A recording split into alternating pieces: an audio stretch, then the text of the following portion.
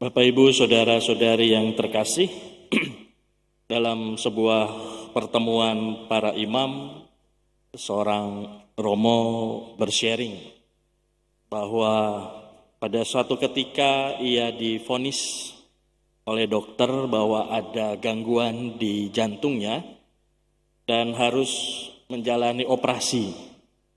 Katanya sih harus mendapatkan ring 3 buah supaya jantungnya bisa baik kembali. Tetapi karena itu terjadi pada awal-awal masa pandemi dan Romo itu agak sedikit khawatir kalau dia menjalankan proses operasi itu di rumah sakit, maka Romo itu sedikit menunda. Boleh nggak, Dok, kita tunda dulu operasinya? Lalu dokternya mengizinkan dengan memberi beberapa obat. Lalu setelah dirasa cukup memungkinkan untuk menjalani operasi itu, Romo itu menjadwalkan untuk dioperasi. 3 hari sebelum operasi, Romo itu berdoa supaya Tuhan menjaga, pokoknya supaya operasinya sukseslah. Dan dia menyelipkan sebuah doa, kalau perlu ya nggak perlu operasi. Lalu dia terus berdoa 3 kali Salam Maria, Bapa Kami, dan lain sebagainya. Menjelang masuk kamar operasi, Romo itu masih sempat berdoa, dan dia akhirnya masuk ruang operasi.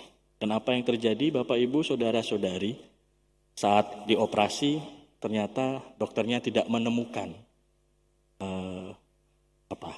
sumbatan atau sesuatu yang harus bisa menjalankan ring. Jadi dokternya juga heran, kenapa ini kok bisa segera pulihnya cepat sekali.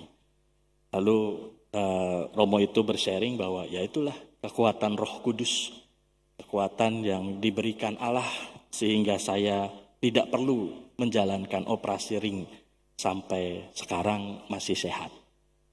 Bapak, Ibu, saudara-saudari, itu yang saya alami, yang saya rasakan sebagai bukti bahwa Allah tidak meninggalkan kita, bahwa Allah itu tidak mengingkari janjinya. Dia kan pernah mengatakan kepada kita, aku akan mengutus Roh Kudus, aku akan mengutus Roh yang akan menolong kamu, dan aku akan menyertai kamu sekarang, selalu, dan sepanjang segala abad. Dan rasa-rasanya dengan pengalaman Romo tadi, pengalaman iman saya semakin dikuatkan dan diteguhkan bahwa Roh Kudus itu bukanlah omong kosong. Roh Kudus itu bukanlah rekayasa. Roh Kudus itu bukanlah cerita yang dikarang-karang oleh para rasul pada zaman awal-awal gereja. Roh Kudus itu adalah sesuatu yang nyata di mana Allah sendirilah yang turun untuk menyertai dan menyembuhkan kita. Tapi syaratnya satu, yaitu kita percaya dan beriman.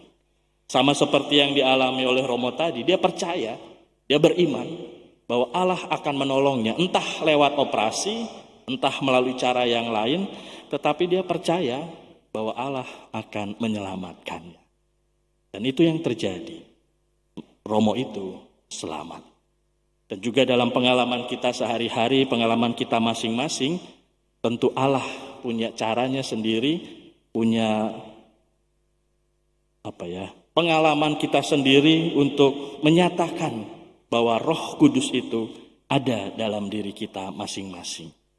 Maka di perayaan Hari Raya Pentakosta ini, kita tidak merayakan suatu mitos, kita tidak merayakan suatu hal yang omong kosong, kita tidak merayakan kebohongan, tetapi kita merayakan kebenaran. Karena melalui rahmat Roh Kudus itulah akhirnya gereja tumbuh dan berkembang hingga hari ini. Ya, walaupun para rasul itu akhirnya mati dibunuh, menjadi martir, rasa-rasanya kok katanya Roh Kudus itu menolong, menjaga.